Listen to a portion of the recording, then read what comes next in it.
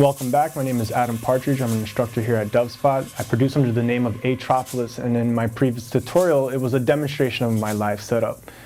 This part is going to explore the equipment I used to make it all happen. The breakdown of how you want to think about a live setup is 1, a controller that's going to give you the options to launch your clips live. 2, a controller that's going to give you the options to manipulate your audio or MIDI live. The other tools depend on whatever external instruments you want to incorporate. For me, the goal was to create a setup where I can be detached from my computer. I've been a live musician since the age of 8, and as a DJ, I was getting really tired of looking at a screen.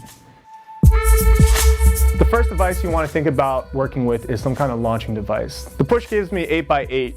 Some of the tracks I work with have 30 channels in them, so I needed to consolidate them down into 7 channels. I dedicated the first 3 channels to drums, the 4th channel to the bass, and the last 3 channels to my voice, leads, and harmonies. The 8th channel is dedicated to my live performance aspects. I have my keys, my synths, my drum, and a live mic feed where I'm recording a flute.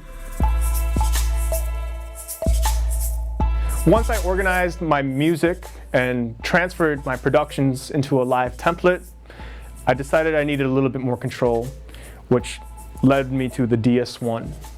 The DS1 is a controller that was developed through Dubspot and Livid, and for me, it really gives me all the control that I'm looking for. I'm able to work with the volume of each of my 8 channels, the sends and returns. I have delay and reverb on all 8. I have my EQs. So I have a high pass and a low pass. I'm using a Max for Live patch for that. I have control over the 3 channels that I'm using for my live feeds, my synthesizer keys, my drum synthesizer, and my live microphone feed, which I'm recording a flute.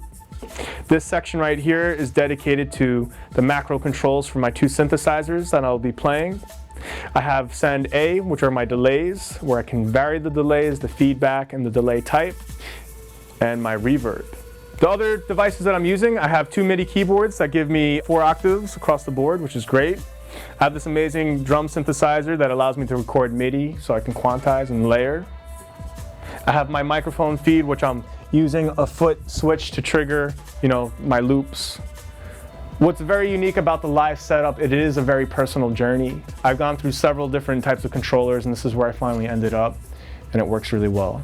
Thanks for watching part 2. Stay tuned for part 3, which is going to explore some of the custom tools that I'm using, such as instrument racks, audio effect racks, and a little bit more detail about what each of these knobs are doing. For more information on our Ableton Live classes, visit dubspot.com. We have schools in LA, New York City, and online courses as well.